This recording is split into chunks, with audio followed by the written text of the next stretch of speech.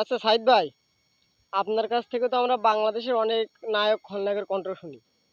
তা আমরা কি ওপার বাংলা কলকাতার মিঠুন চক্রবর্তী এবং রঞ্জিত মল্লিকের কণ্ঠ শুনতে পারবো?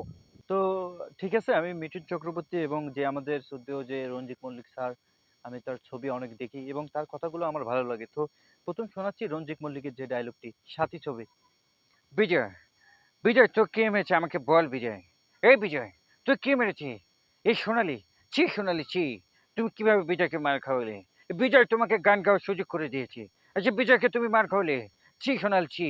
এই বিজয়, চলে আয়, ওর খবর আছে বিজয়। তুই চলে আয় আমার সাথে। তুই চিন্তা করিস না, আমি তোকে হচ্ছে বড় শিল্পী বানাবো, আমি বলে দিলাম তোকে। তো এটা এবার শোনাচ্ছি মিঠুনের যে ডায়লগটি ভাইরাল।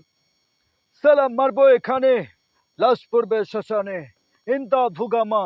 সালা আমি খবর দেখি না, খবর পড়ি না, খবর তৈরি করি। সালা এমন পিটান পিটাবো, কোন ভাগাড়ে গিয়ে পড়বি, চিল শগুনে খুঁজে পাবো না। সালা একদম 2 নম্বরই মাল।